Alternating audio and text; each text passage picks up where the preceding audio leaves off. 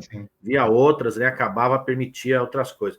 Bom, boa noite, meus amigos, minhas amigas. Um prazer estar aqui de novo com vocês, poder conversar nessa noite de sexta-feira. Um pouco frio aqui em Guarulhos, né? Em São Paulo, no geral. E estamos aqui hoje com o professor Guilherme Melo, ele que é professor de economia da Unicamp. E agradecemos pela oportunidade, pelo debate de a gente fazer aqui hoje. Guilherme, seja bem-vindo nessa nossa conversa sobre a economia, saídas econômicas para o cenário posto aí desastroso, né, que a gente vê pela frente, infelizmente. Alencar, eu que agradeço, para mim é um prazer estar aqui com você, com quem está nos assistindo aqui, discutir um pouco da situação difícil que a gente está e principalmente das opções, né? Olhar um pouco para frente e pensar no que dá para fazer para melhorar a situação que a gente está e para construir um novo projeto. O Guilherme, o país, infelizmente, vinha já os sinais econômicos não eram dos melhores, né? O desemprego já estava alto, a atividade econômica não deslanchava. Os economistas próximos do governo sempre prometeram um crescimento, como prometeram em 2019, no início, e no final do ano foi desastroso. Começo de 2020 também. Eles prometiam, mas os sinais reais não eram animadores. Veio a pandemia e o cenário ficou pior, algo que aconteceu no mundo inteiro, atingiu muitos países. Alguns deram respostas mais rápidas, melhores, mais fortes. Outros ainda também vendo o que fazer, mas o Brasil, a resposta do governo é praticamente uma não resposta. Aliás, é uma não resposta à crise sanitária, uma negação que depois se passa por desprezo, né? Um governo que sequer lamenta suas mortes, e do ponto de vista econômico, não deu nada substancial, real, durante essa fase que ainda estamos vivendo, e parece que não tem nada proposto, sendo discutido para o futuro. Como é que você vê o atual momento? E, ao mesmo tempo, as pessoas percebendo a importância do Estado, né? Quem pôs dinheiro até agora é o SUS, é a saúde pública. Quem pôs dinheiro no auxílio é o Estado brasileiro. O Guedes continua dizendo, né, quando dá declarações de que o Estado não tem que resolver, que a saída é outra, ultraliberal, venda de patrimônio, mas as pessoas perceberam. Como é que você vê, abrindo a nossa conversa, o cenário que está posto antes e mesmo agora, nesse 3 meses que nós estamos vivendo dessa grave crise sanitária, com consequências nefastas na economia brasileira? Olha, primeiro eu queria ressaltar um tema que você tocou inicialmente, que é o fato de que a economia brasileira já vinha em uma situação muito grave, muito ruim, no pré-crise.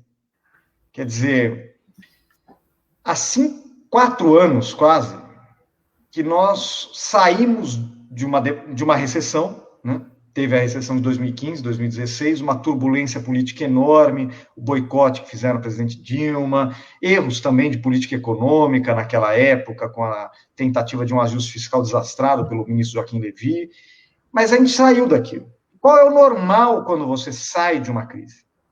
Porque a crise, uma recessão não dura para sempre, inclusive ela durou bastante até, né? Mas ela não dura para sempre. E quando você sai, isso acontece em todas as crises da história do Brasil, da história da maioria dos países do mundo. Você cai muito e rapidamente você recupera, porque tem muita capacidade ociosa, tem muita gente desempregada, então basta retomar a atividade, que as empresas voltam a empregar e o PIB volta a crescer, o emprego volta a crescer muito rapidamente. Isso não foi a realidade do Brasil desde 2016. A promessa era essa, uma retomada rápida. Não sei se você se lembra, Alencar, lá em 2016, falavam assim, quando virar Dilma vai chover investimento, o PIB vai bombar. O Brasil vai crescer, isso e aquilo, né? Todo mundo falava. O problema é a Dilma. O problema é a Dilma. Aí tirou a Dilma, não resolveu. Aí falaram, não, olha, vamos colocar aqui uma equipe Dream Team do mercado financeiro. o Meirelles e o Ilan no Banco Central, que era o economista do Itaú. Então, um banqueiro no Itaú, um banqueiro na Fazenda, agora vai vir investimento. Não veio investimento. Aí prometeram, bom, mas a gente vai fazer umas reformas aqui. Então, a gente vai aprovar primeiro o teto de gastos, porque esse é o problema, não tem credibilidade, as pessoas... Então, a gente vai aprovar aqui um limite de gastos, e aí vai ganhar confiança e a coisa vai deslanchar. Aprovou o teto de gastos, não deslanchou. Não, agora vamos fazer o seguinte, tem muita regulação trabalhista, vamos tirar direito trabalhista do povo, porque aí vai contratar, os empresários vão contratar mais baratinho, e aí eles vão contratar mais, não contrataram mais. Vai gerar 10 milhões de empregos, não gerou nem um pouco disso. Aí depois, reforma da Previdência, reformou a Previdência agora no governo Bolsonaro, coisa também não andou. Quer dizer, as promessas, isso para não falar de várias outras mudanças. Tem que tirar o BNDES, diminuíram o tamanho do BNDES. Tem que reduzir o tamanho da Petrobras. A Petrobras começaram a vender todas os bens ativos da Petrobras. Oi? E as subsidiárias, né? Isso, as subsidiárias. Vendendo as subsidiárias. A BR, né? A transportadora. Bom, tem que mudar a taxa de juros de longo prazo, que era a chamada TJLP. Mudaram a TLP, agora estão querendo abandonar a TLP. Várias coisas que eles construíram, inclusive, o teto, não sei o que, estão falando, olha, deu tudo errado, estava tudo errado, ou a gente não usa, ou a gente muda, né? A TLP é isso, o BNDES não consegue mais usar.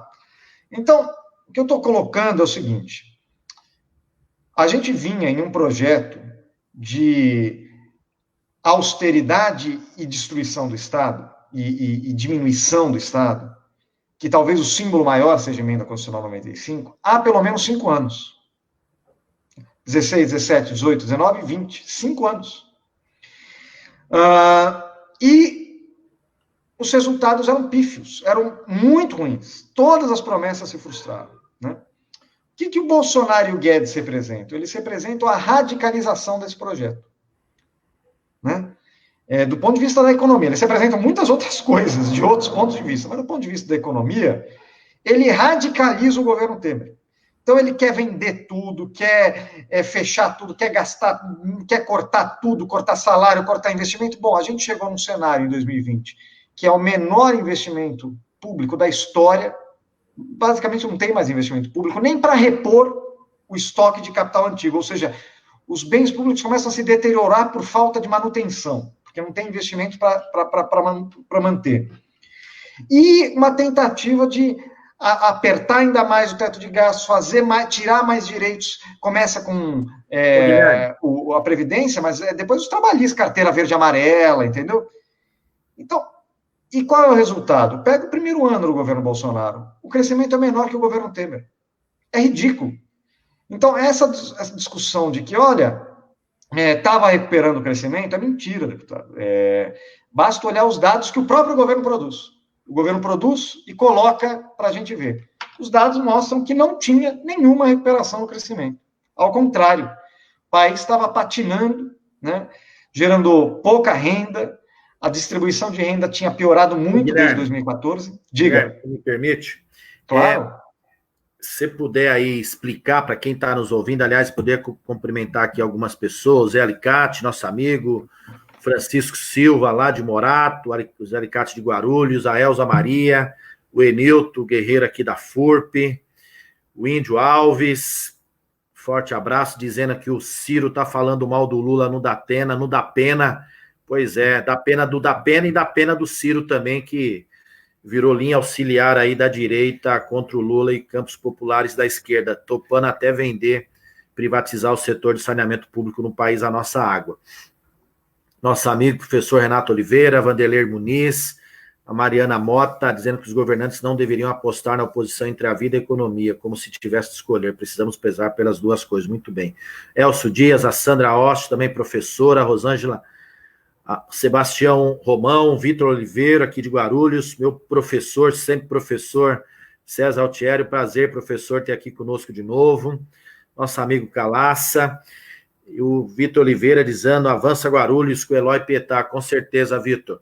Ô, Guilherme, só para a gente tentar explicar aqui para as pessoas, de fato, prometer o mundo para tirar Dilma, né? Só não disseram exatamente qual mundo, né? Falaram que era melhor, mas não disseram o caminho exato, né?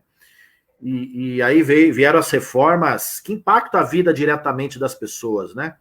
Se pegar o ato que teve dos entregadores essa semana, é uma forte reação contra esse Estado sem direito.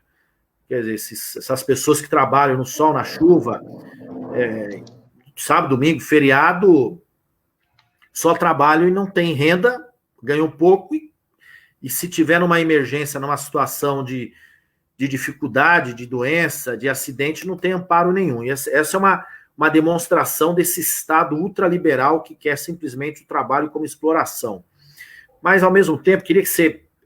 Então, o sentido das reformas, pessoal, que nós estamos dizendo é isso, ela retira direito, né? Ela impacta diretamente na vida das pessoas. Mas queria que você dissesse aqui duas coisas para ajudar todos nós aqui a entendermos o que significa a PEC do teto dos gastos. Nós falávamos lá atrás que isso vai limitar o poder de investimento do Estado, que isso pode ser ruim, e agora nós estamos sentindo parte desses efeitos. Então, para as pessoas entenderem qual o problema dela, o que ela significa, o que ela impacta diretamente na vida das pessoas que hoje, por exemplo, precisam de um serviço público na área da saúde ou qualquer outro. A PEC do teto dos gastos diz basicamente o seguinte, que o gasto público, quase que total, o gasto com saúde, com educação, com um monte de coisa, não pode crescer acima da inflação, né? Então, ele só vai repor a inflação do ano anterior, ele não vai crescer acima da inflação. Qual o problema disso? Aparentemente, para quem não conhece muito a discussão, vai falar, não, tudo bem, acho que não tem problema, né? O problema é que, em tempos normais, o PIB cresce acima da inflação, né? A renda cresce acima da inflação. A receita tributária, a receita do governo, cresce acima da inflação, mas o gasto não vai poder. Então, a participação do gasto público no PIB vai começar a cair. Aí você vai falar, e por que isso é ruim? Isso não é uma coisa boa, gastar menos? Depende, gastar menos com o quê? Porque a gente está vendo agora, enfrentando uma pandemia. O governo foi feito para economizar? Hã? Aproveitando, o governo foi feito para economizar? Pois é, o governo foi feito para atender as demandas sociais, né, as demandas da sociedade, para garantir cidadania para as pessoas, né? Então, quando ele fala assim, olha, não pode aumentar o gasto público, está proibido durante 20 anos, ele coloca isso na Constituição, nenhum país do mundo fez isso, hein? O Brasil é o único que tem essa regra na Constituição. Nenhum país do mundo fez por 20 anos, o Brasil é o único que fez por 20 anos. Colocou na Constituição uma regra falando não pode aumentar o gasto por 20 anos. Só que aí é o seguinte, as demandas sociais não param de aumentar, elas não respeitam o gasto, entendeu? Vem uma pandemia, você precisa investir em saúde. O vírus não respeita teto de gasto. Mas mesmo antes da pandemia, a população está envelhecendo, então vai exigir mais cuidados de saúde. Isso para ficar só na área de saúde.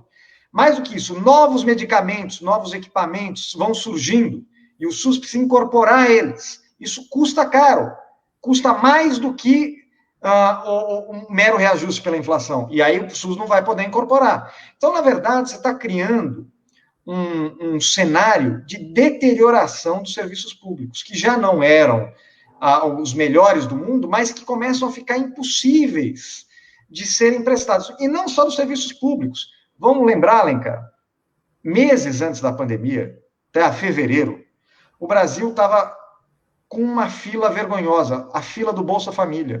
Outra fila vergonhosa, a fila do benefício de prestação continuadas. Era fila para que miserável recebesse uma renda mínima.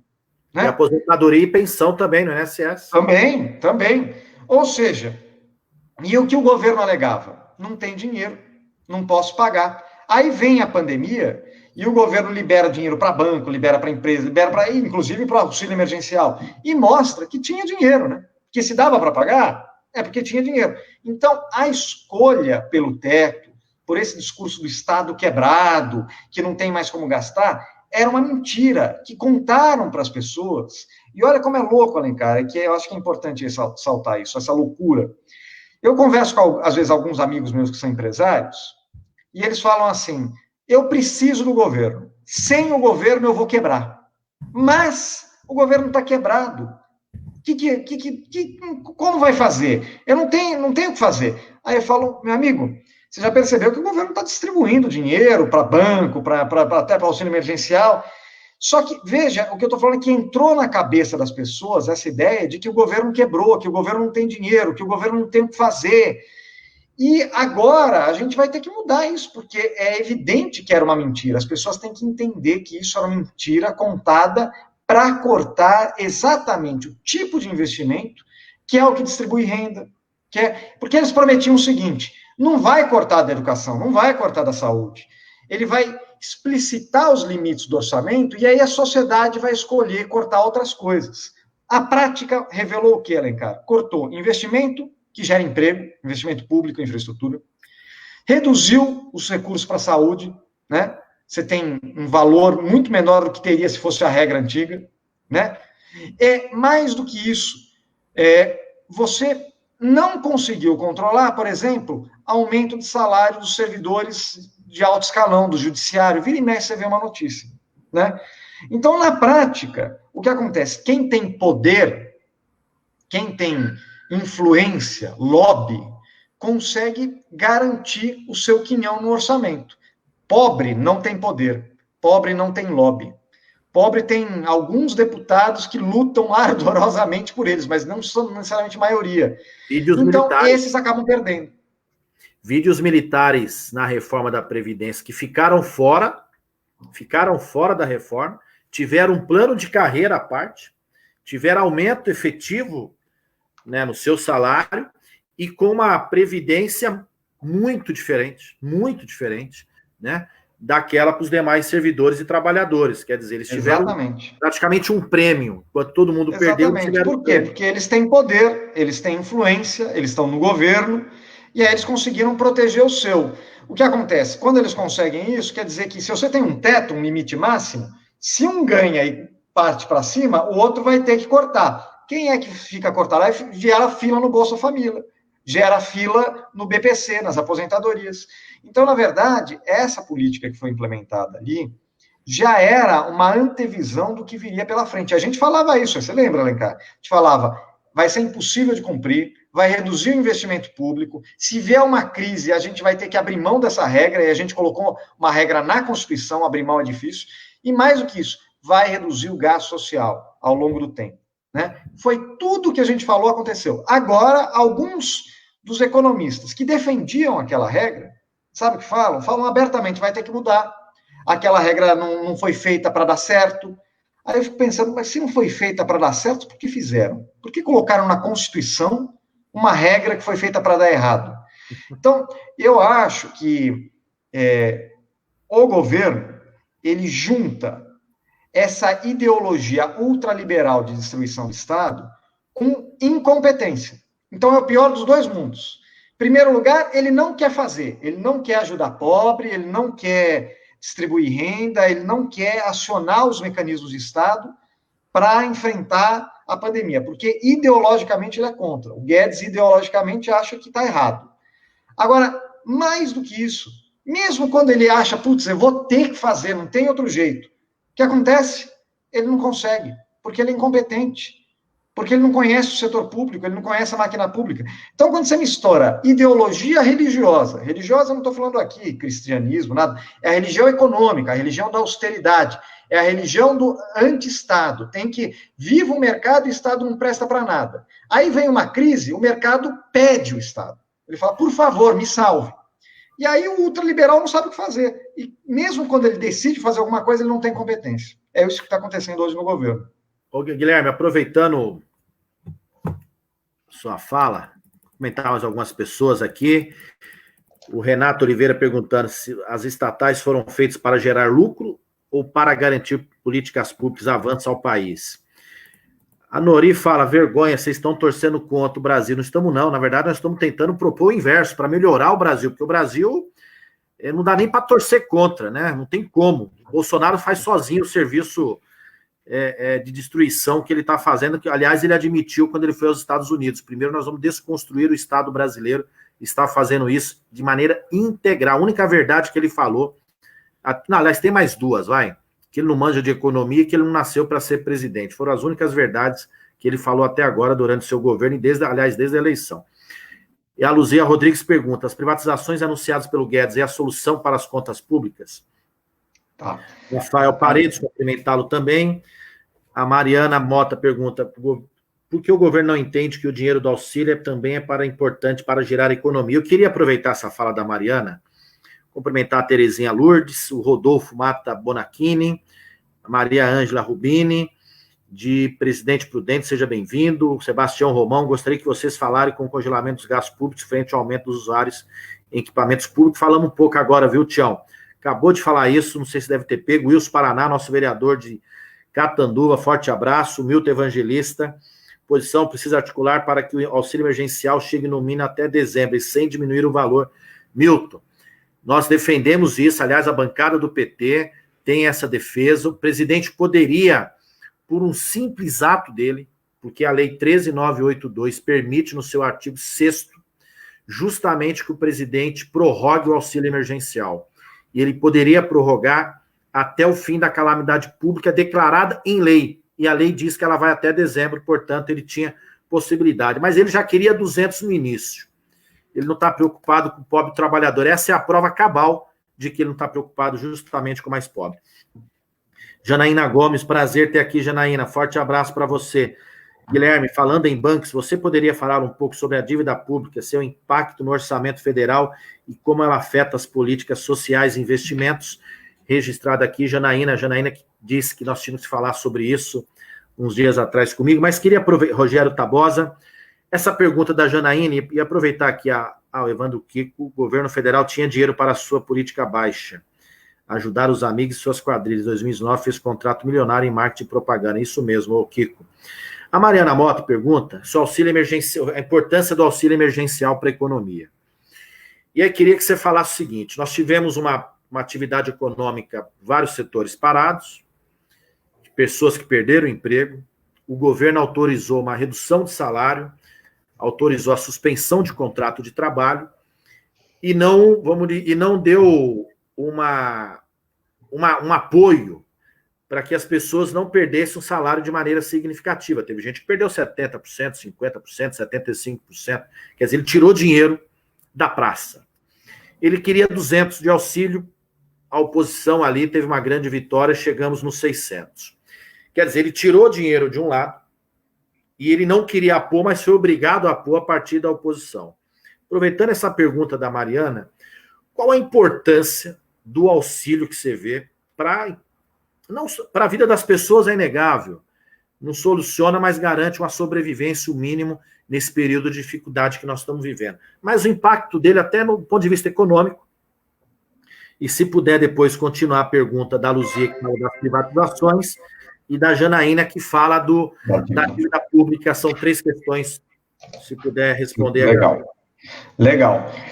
Primeiro, eu queria fazer um comentário, Alencar. Muita gente, às vezes, vai falar assim, quando eu falo: olha, a situação está terrível, olha como está acontecendo. Eles falam: mas você está torcendo contra? Eu sempre falo uma comparação, Alencar, é a seguinte.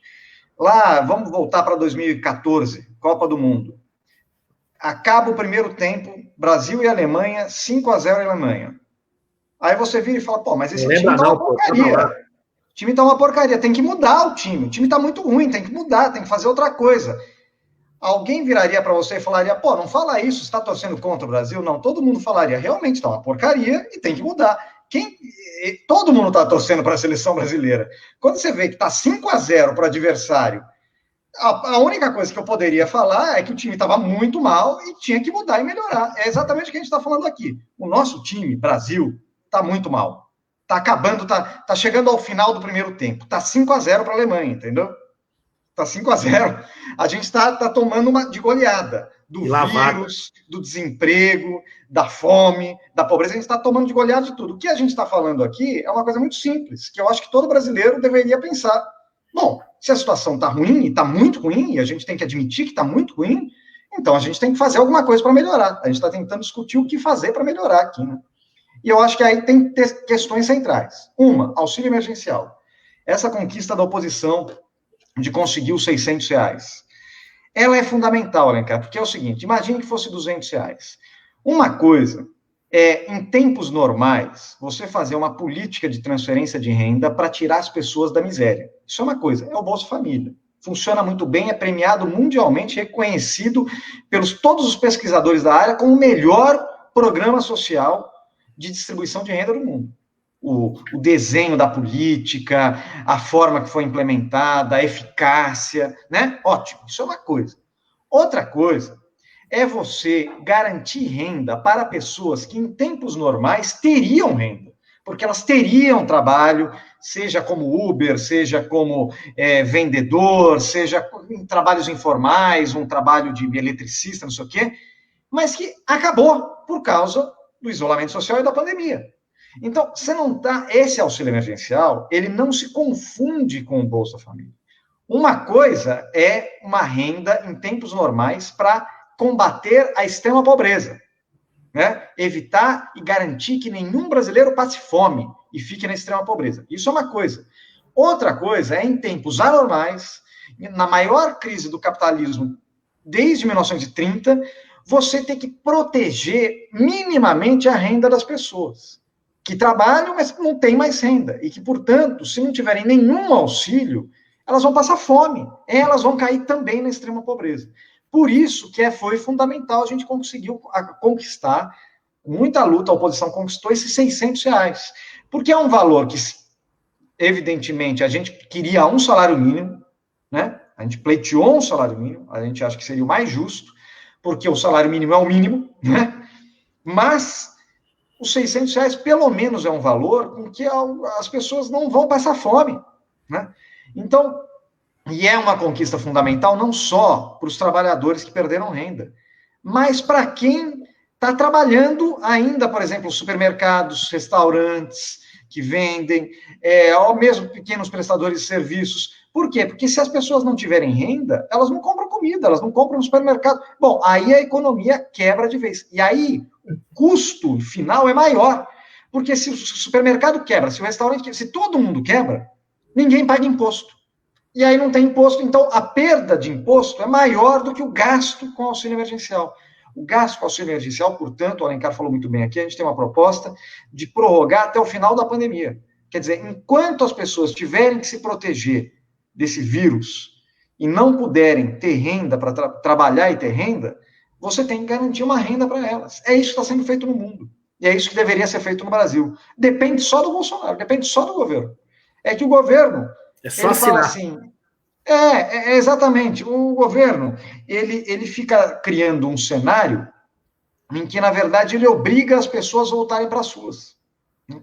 E aí, você vê, o Brasil é um dos poucos países, se não o único país, em que a curva de contaminação não para de subir.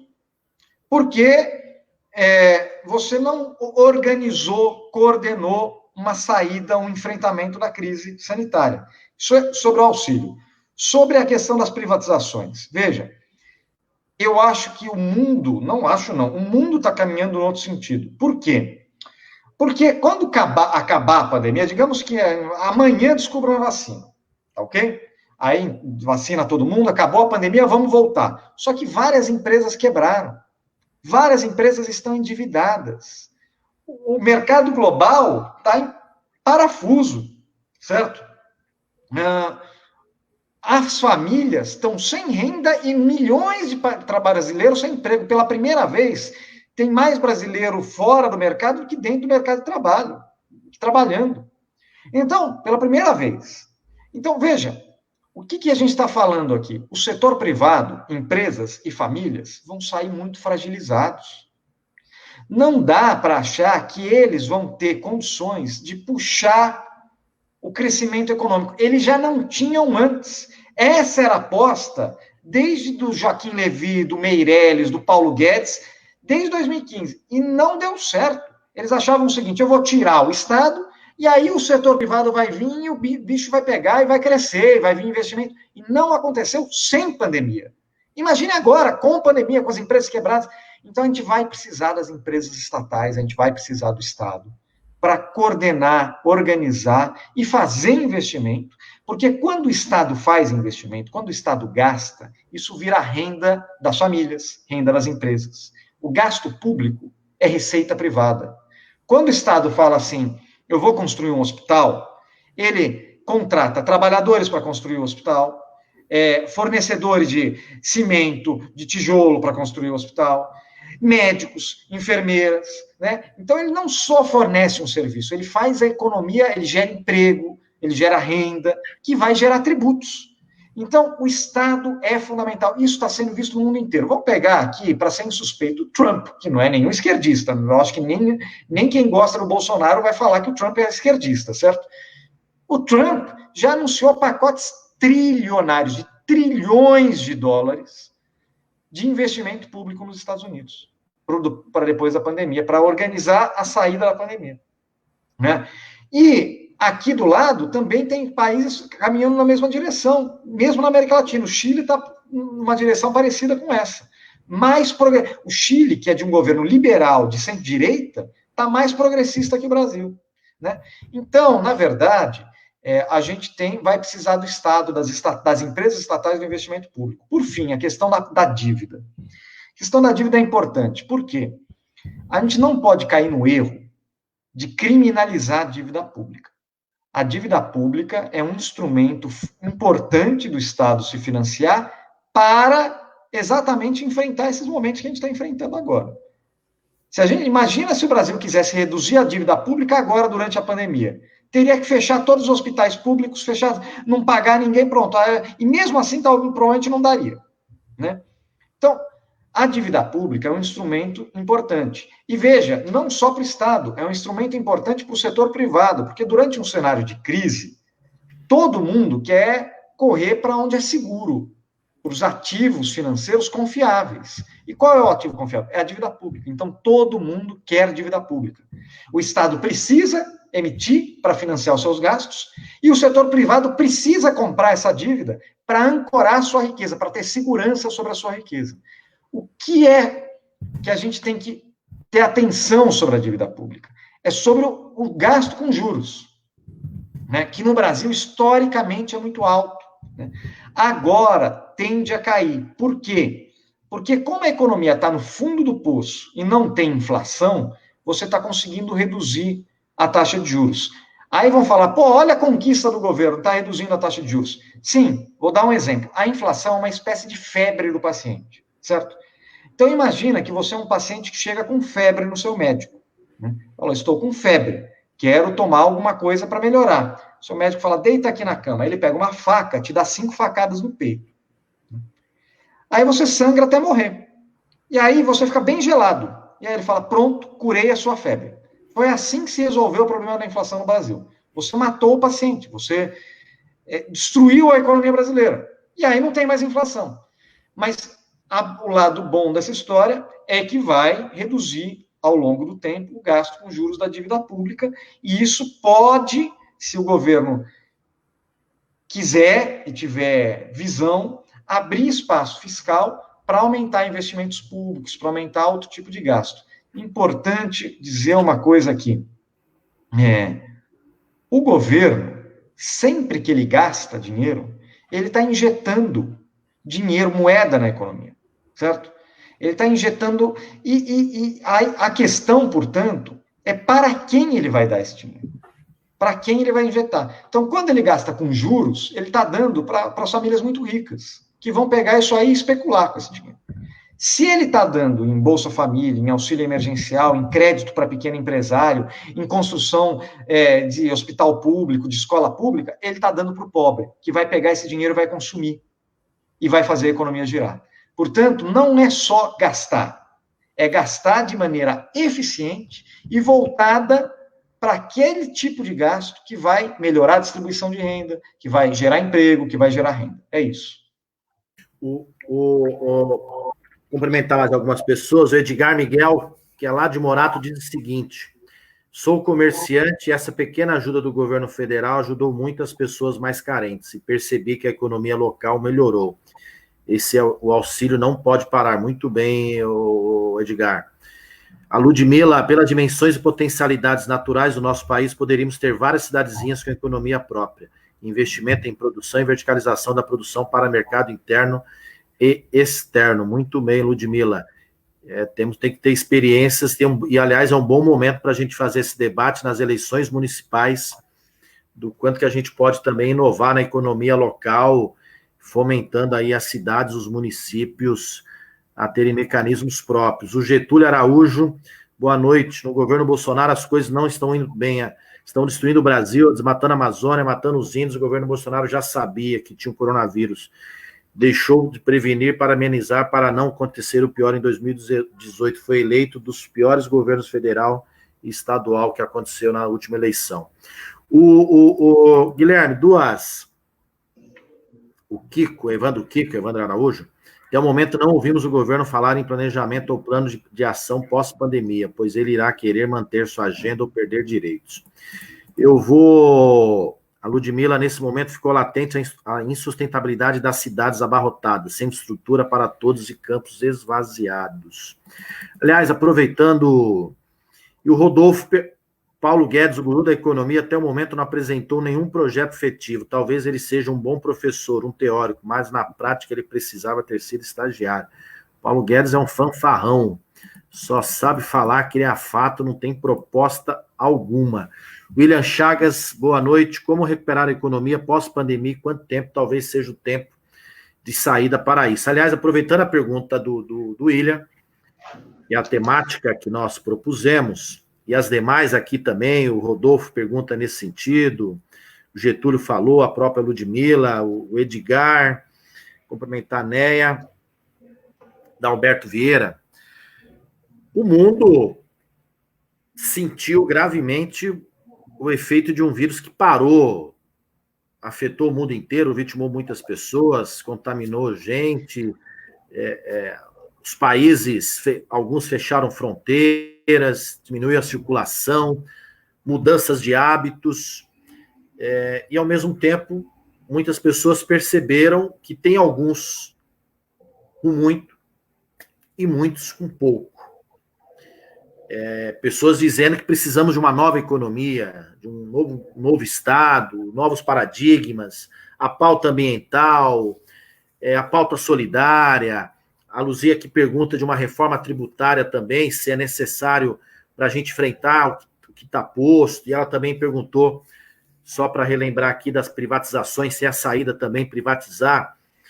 O que você acha, e só dizer, o Guilherme também é um dos economistas, que tem ajudado outros colegas do PT a elaborar uma proposta que a gente possa apresentar de saídas à crise que está aí. Né? Como nós falamos no início, já havia uma crise e a pandemia piorou, agravou, aumentou. Não estamos negando isso. Mas o governo também sabe disso. O que ele precisa é propor, mas não está propondo nem buscando saídas. Então, Guilherme, como é que você vê, o que você acha, quais são as possíveis saídas para essa crise que nós estamos? Na minha avaliação, o Bolsonaro sabe da gravidade da crise e tem uma outra verdade que ele sabe, mas que ele não disse, que ele não tem competência para superar e propor saídas. Por isso que ele não se importa também com a vida, por isso que ele fica jogando fumaça, por isso que ele não enfrenta o problema. Agora, como é que você vê, o que nós temos que fazer, nós, o Estado brasileiro, para superar esse momento grave que a gente vive e que talvez seja a pior crise econômica na história, porque ela está junto aí com uma crise social e uma crise sanitária sem precedentes na história. Olha, cara, eu acho que a primeira coisa que a gente precisa fazer é entender que a realidade mudou profundamente, não só no Brasil, no mundo. Né? A forma de funcionamento das economias vai mudar. E não dá para ficar apegado a velhos dogmas, a velhas ideologias, que já não faziam sentido antes e fazem nenhum sentido agora. Né? Então, a primeira coisa é ser pragmático. Nessa hora, você tem que olhar o que está sendo feito e está dando certo no resto do mundo e falar, eu acho que eu vou por esse caminho.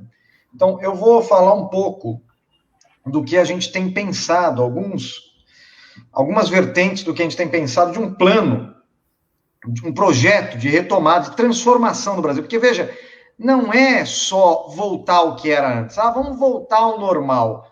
O normal antes era muito ruim para o brasileiro. A economia em 2019 era uma porcaria para o brasileiro. Não adianta voltar ao que era. A gente tem que transformar esse país.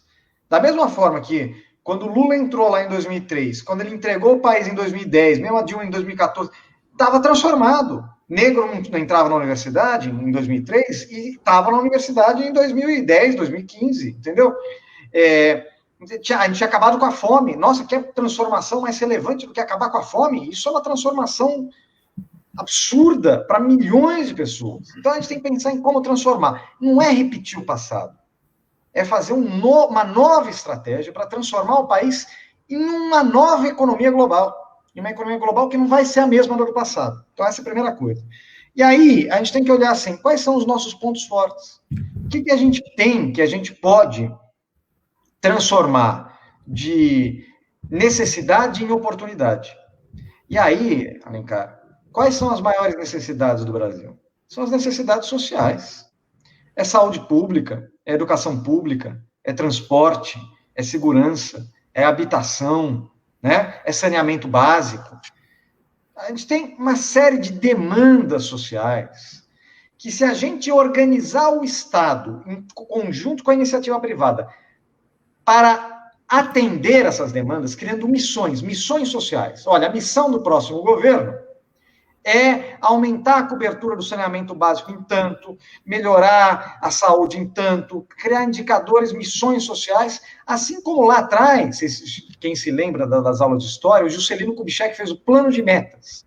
Só que lá eram metas assim para rodovia, para ferrovia. Agora eu acho que a gente tem que fazer assim, metas sociais, missões, e organizar o Estado e a iniciativa privada para cumprir essas missões, para atender. Por quê? Porque aí o Estado investe, a iniciativa privada emprega, né? Também investe, dá renda, crédito. Então, quais são os instrumentos que a gente tem para fazer isso? As empresas públicas, o investimento público, os bancos públicos, que são fundamentais, olha, os bancos públicos foram fundamentais lá na crise de 2008, 2009, quando o Lula conseguiu tirar o Brasil, o Brasil foi o primeiro país a sair da crise. Como? Com investimento público e crédito de banco público. Né? Então, a gente tem os instrumentos.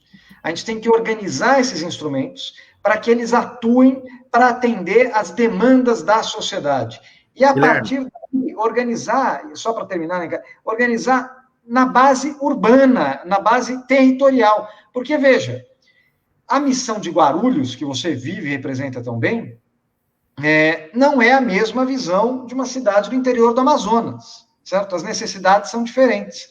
Então, esse projeto de desenvolvimento a partir de missões sociais tem que surgir das demandas dos territórios, das cidades, do campo.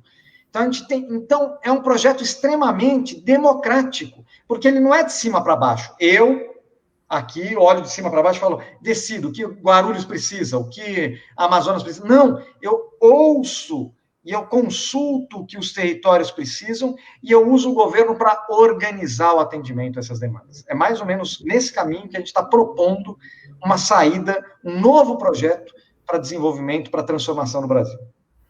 Em cima disso que você colocou aqui, primeiro que o Rodolfo fala que o Bolsonaro não tem capacidade, sequer teve coragem de debater as propostas na campanha. Aliás, Rodolfo, eu propus um projeto que os debates sejam obrigatórios, organizados, no mínimo, pelo Tribunal Regional Eleitoral, pelo TSE em nível nacional, e se não for, o candidato tem pena, porque não é um capricho do candidato, e não é uma vontade do meio de comunicação, tem que ser obrigação, organizado pela Justiça Eleitoral, porque é direito do eleitor conhecer as propostas dos candidatos que ela vai votar. Mas, Guilherme, você lembrou aqui da crise de 2008, onde o Lula disse que era uma marolinha e teve capacidade política, soluções econômicas para que ela, no Brasil, pelo menos, fosse uma marolinha. Ela afetou outros países, alguns sofreram mais duramente. O Bolsonaro quis repetir o Lula numa coisa mais grave, dizendo que era uma gripezinha, mas na verdade não é uma gripezinha, né? Uma coisa grave que tem vitimado muitas pessoas. Mas o Lula usou, os bancos públicos foram essenciais. Enquanto o Bradesco, Itaú e companhia queria segurar o crédito, o Lula pôs o Banco do Brasil, criou ali o Minha Casa Minha Vida, que deu fôlego mais ao PAC e conseguiu impulsionar a economia brasileira. Em cima disso, um discurso que o Guedes fez no início da pandemia e voltou a fazer agora, que é fatiar o Estado brasileiro, vender as empresas públicas brasileiras. Hoje, a mesa da Câmara e do Senado deu uma boa reação, mandando ao STF para que proíba a Petrobras de fatiar, criar subsidiárias para vender as subsidiárias sem autorização legislativa. Esperamos que o ministro Lewandowski se posicione, porque eles estão fazendo uma burla a uma decisão judicial que impede venda de patrimônio sem autorização legislativa, mas eles falam em Petrobras, o próprio Guedes falou do Banco do Brasil naquela fatídica reunião, fala em Eletrobras. Como é que você vê a importância dessas empresas, inclusive para que a gente possa ter condições de saída econômica, da crise econômica mais adiante? Então, deixa eu começar comentando essa coisa que você falou. Em 2008, quando teve a crise, o Lula falou, é uma marolinha, a gente vai se recuperar. Por quê? Porque era uma crise de natureza econômica e o país, ele sabia, tinha os instrumentos econômicos para lidar com a crise. Tanto tinha que ele usou os instrumentos e conseguiu superar, pelo menos, a primeira onda da crise muito rapidamente, né? E então, era uma crise, quando você está diante de um problema que você sabe que você tem o instrumento, o remédio, ok. O problema é que essa crise não é só econômica, a atual, é uma crise sanitária.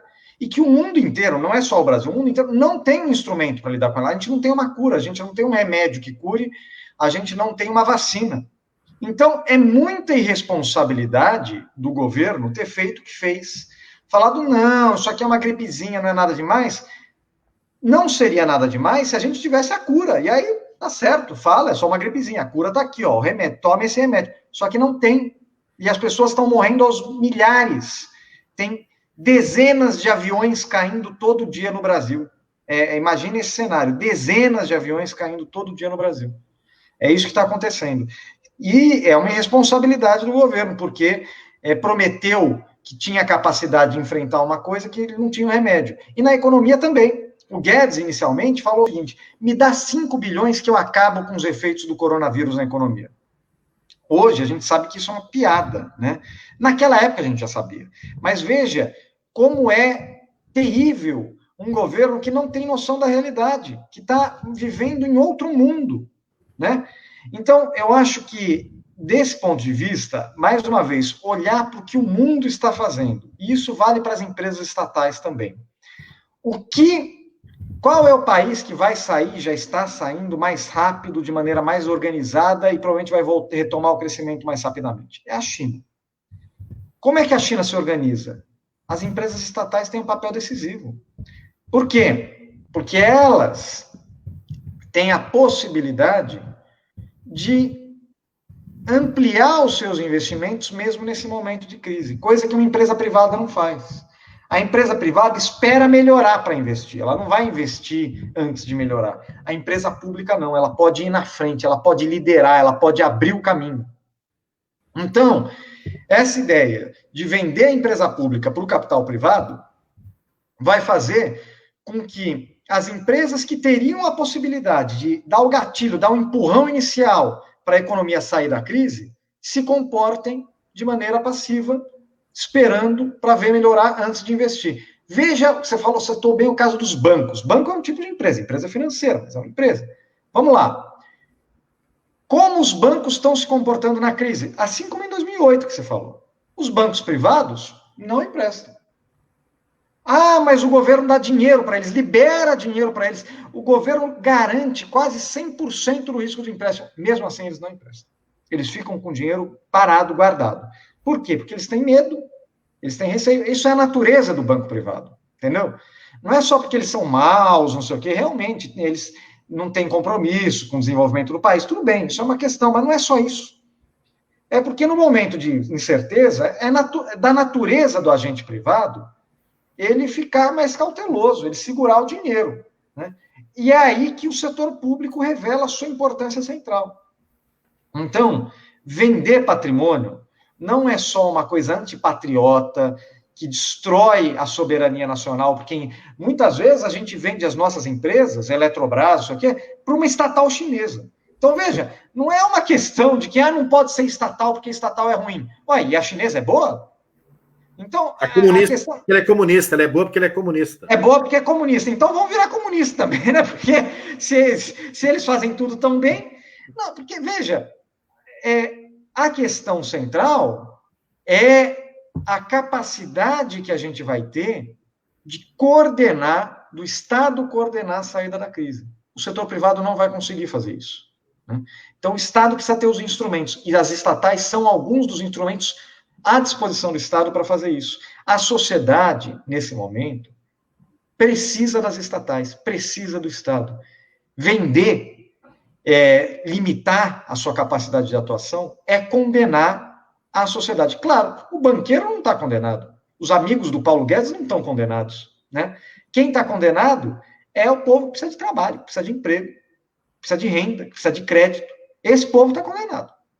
Então, eu acho que é um absoluto descolamento da realidade o que o Guedes está propondo, e é por isso que a gente precisa pensar uma alternativa nova. Essa ideia que a gente está formulando, um novo projeto, a partir de missões sociais, que organize Estado, com todos os seus instrumentos, e iniciativa privada, em prol da retomada do desenvolvimento. E é importante dizer, esse desenvolvimento tem que ter um vínculo fundamental. A gente já falou que ele tem uma missão social, portanto, ele tem a missão de distribuir renda, oferecer cidadania, mas ele tem que ter uma outra missão fundamental, a questão da sustentabilidade ambiental.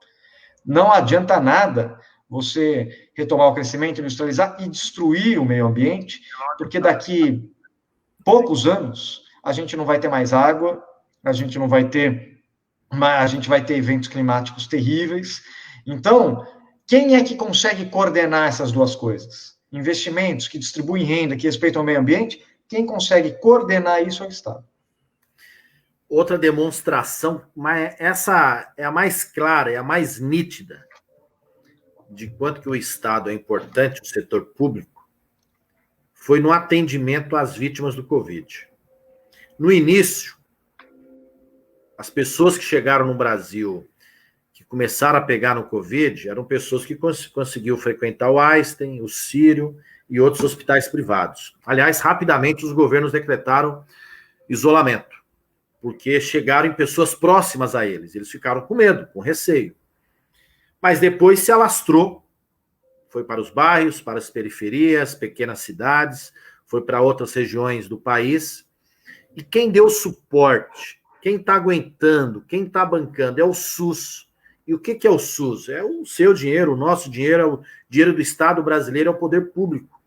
Muitas pessoas perceberam a importância do SUS, porque o SUS é universal, atende todo mundo, fez hospital de campanha, deu o primeiro atendimento na UBS, foi na UPA, foi no hospital. Aliás, o que seria no enfrentamento a essa crise se não fossem as UPAs construídas desde o governo Lula, se não fossem os hospitais e os novos leitos construídos desde o governo Lula, e assim todos os demais investimentos na saúde, o SAMU, atendimento de urgência, o resgate, né? Então, você vê a importância do serviço público. Quem quiser ter o privado, nós não estamos discutindo isso, não estamos nem fazendo esse, não é esse o debate. O debate é que não dá para ir para o privado, acabar com o público e desguarnecer, deixar de atender, deixar de proteger, deixar de cuidar, deixar o poder público de fazer política justamente para aquele que mais precisa. Essa é a função.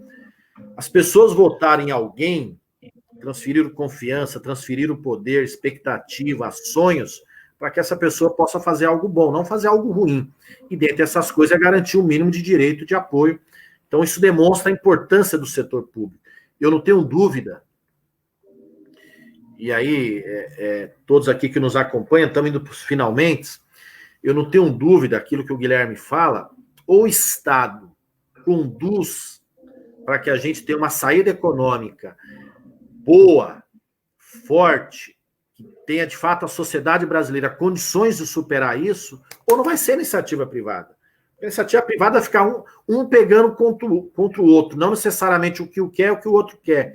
A iniciativa privada é o lucro pelo lucro, então somente, não necessariamente o interesse público. Aliás, poucas vezes tem uma sintonia do interesse público mais amplo com o interesse da iniciativa privada. Então, eu não tenho dúvida que é o Estado brasileiro agora, esse Estado da política representada pelo Bolsonaro, que é uma destruidora, uma política genocida no caso da saúde, da política social, e com Guedes, que só sabe defender os interesses privados mais pequenos possível, interesse econômico imediato, financeiro, isso vai levar a gente para o caos absoluto, para uma reação muito mais forte da sociedade daqui a pouco. Então, que a gente tenha isso na cabeça. Vender patrimônio achando que é a solução é um desastre. Não colocar dinheiro, não investir, não apontar caminhos para que a gente possa garantir a injeção da economia, mas retorno para a população, também vai ser um desastre. Não entender os desafios, os problemas sociais que a gente vive, que a gente tem que fazer mais ainda. Nós percebemos o seguinte: se não fôssemos, como eu falei, o que nós fizemos recentemente, o Temer não fez hospital novo, não fez UPA nova, o Bolsonaro não fez nada. Foi a partir do governo Lula. Agora, nós sabemos que precisamos de mais. A crise está aí, foi revelada. Precisamos de mais unidades escolares, de mais apoio social. Então, se o Estado não fizer, quem vai fazer? Então, é um dos mecanismos também para a gente superar esse momento que a gente vive. Falando da Eletrobras, olha só. Alguns governos deixaram de aumentar ou a conta de água ou a conta de luz. Repara que a conta de telefone não entrou na discussão. Os governos que conseguiram fazer isso, a sua maioria, ou se não totalidade, é justamente quem tem a empresa pública. Porque se todas essas empresas e setores estratégicos estivessem todas elas privadas, como assim o cara vai falar, peraí, você vai dar desconto em cima do meu dinheiro? Os caras não vão dar. Aí é dinheiro, aí é contrato, aí é negócio. Né? Então, só para ver a importância de um setor. Então, vender uma Eletrobras é uma barbaridade. Vender uma Petrobras é outra barbaridade, outra ignorância. E a economia tem problema. Dizem que a inflação está baixa, mas o povo está sentindo o preço alto dos alimentos. Quem vai na feira, quem vai no mercado, está pagando mais caro. Você vai com o mesmo 50 conto e volta com a sacola mais vazia. Né? Então, nós temos que entender isso. Agora estão anunciando que pode ter aumento na luz, dizendo que o povo vai pagar os 70 bilhões de custo da energia. Então, nós temos que compreender isso, porque senão nós vamos... Não é uma disputa ideológica, é uma disputa se o povo vai ter mais direito, melhor condição para superar alguns momentos, ter algumas garantias, ou não. É isso que está em jogo. Mas, enfim, o papo tá bom, mas já são 19 horas, o Guilherme tem um compromisso, né? Acho que tem aula logo após, é isso, né, Guilherme? Então não pode... Isso. Daqui alguns 15 minutinhos eu entro em aula. Então vai ter que ainda tomar uma água, dar uma preparada rapidamente aí, revisar aquilo que vai dar na aula. A gente agradece ao Rodolfo, está dizendo aqui, Guilherme, parabéns pela proposta da economia regionalizada, só assim podemos gerar riqueza e levar desenvolvimento para todos os cantos desse Brasil. Muito bem, aliás, Rodolfo, eu estou organizando aí um webinário, né, um seminário pelo mundo virtual, pela rede, para discutir algumas propostas implementadas lá em Maricá. E vamos chamar também o nosso amigo Quaquá, que foi prefeito, para dar alguns exemplos. Eles têm uma moeda local, que acho que é Mumbuca, salvo engano, tem renda cidadã local. Tudo bem que eles têm uma receita maior, se comparada com outros municípios, mas são exemplos bons, por exemplo, da moeda local. Algumas cidades nós podemos avançar nisso, o dinheiro vai ficar ali girando. Mas, enfim, Guilherme, quero mais uma vez ao Renato Oliveira, nosso professor de biologia, dizendo que privatizar a água é uma insanidade, é um crime. Ô, Renato, olha só, hoje nós já temos água privatizada, porque a gente bebe água da garrafinha da Coca, da Nestlé, a gente paga a nossa água para os caras colocar só na garrafinha. Agora a gente vai pagar para ter o esgoto, para ter a água, e a comunidade mais pobre não terá, cidades pequenas vão sofrer e vão pagar mais caro. Bom, Galera, vamos. Sei que vocês estão mandando mais coisa aqui, mas não dá. Nós vamos ter que encerrar. Guilherme, quero agradecer. Obrigado pela oportunidade. Parabenizar pelo trabalho que você tem desenvolvido, pelos debates que você tem feito. Tem demonstrado uma outra visão, um contraponto, a diferença, outros caminhos, outras saídas, outras propostas dessa proposta destruidora. E para finalizar, Leonardo Calf está aqui conosco. Daqui a pouco estaremos juntos, Leonardo, lá de Atibaia. Para finalizar, seu recado final para todo mundo que nos acompanhou e, enfim, mais uma vez, parabéns. Alencar, primeiro queria agradecer muito o seu convite, estar aqui conversando com as pessoas que nos acompanharam também. Acho que a gente está num momento muito grave da história do Brasil.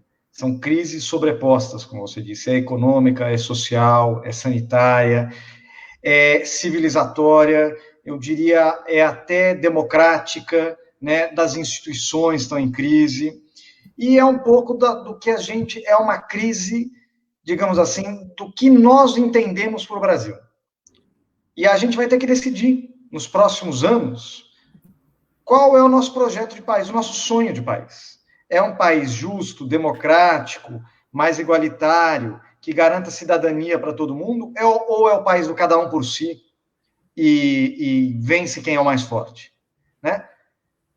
A sociedade vai ter que tomar uma decisão. Esse país do cada um por si vence o mais forte é um país autoritário, por natureza, né? Por definição. Então, eu acho que a nossa missão aqui, Alencar, é construir um projeto que aponte para a saída da crise, tanto do Covid quanto da crise econômica, mas que aponte para um novo Brasil, para uma nova utopia, um novo ideal de sociedade, né? E, a partir daí, tem todos os debates, a reforma tributária, que a gente não acabou não falando, mas tem que fazer para distribuir renda, né? E não adianta também ter só o projeto, tem que saber fazer, né? Isso é uma coisa importante. O governo tem dinheiro para gastar em saúde. Vocês já viram quanto ele gastou? Não gastou quase nada, porque não sabe fazer. Não sabe. Então, é o que eu falei, é uma mistura de ideologia ruim com incompetência, né? Então, eu acho que a gente tem que mostrar, por um lado, um novo projeto, mas, por outro lado, mostrar que a gente sabe fazer porque já fez. O nosso campo, aqui não é só o PT, o campo popular como um todo, né? Ele tem experiência super bem-sucedida. Você falou aí de Maricá, a gente tem vários municípios. É mostrar que nós não só temos uma proposta para fazer, mas que nós temos experiência e sabemos fazer, e já provamos que sabemos fazer. Então, eu acho que é essa combinação, apontar o caminho e mostrar credibilidade. Se a gente conseguir fazer essas duas coisas, eu tenho certeza que nos próximos anos, já começando a partir das eleições municipais em 2020, a gente vai virar esse jogo, e se a gente vai acabar com um primeiro tempo em 5-0 para a Alemanha, quem sabe o povo brasileiro, com a sua força, com a sua fé, com a sua esperança, consiga construir um segundo tempo muito melhor, que o país consiga se recuperar e voltar a sonhar de novo. É isso. Para a gente não ter o desastre do 7-1 no segundo tempo, nós temos que mudar o time completo, fazer uma nova escalação para que a gente possa avançar, e nós temos gente muito competente para isso, já provamos no passado recente. Bom, convidar os amigos e amigas que não curtiram a nossa página, Alencar Braga 13, Facebook, Twitter, Instagram, espero vocês por lá, comente, traga a sua opinião. Mais uma vez, agradecer o Guilherme, vamos construir esse Estado, no mínimo, mais humano, mais solidário, mais fraterno, que é possível, basta a gente querer. Forte abraço a todos, um beijo grande, obrigado, Guilherme, mais uma vez pela oportunidade, e seja bem-vindo outras vezes aqui também conosco. Conte com a gente. Eu que agradeço. Obrigado a todos, obrigado, Alencar. Até a próxima. Um abraço, obrigado, boa noite.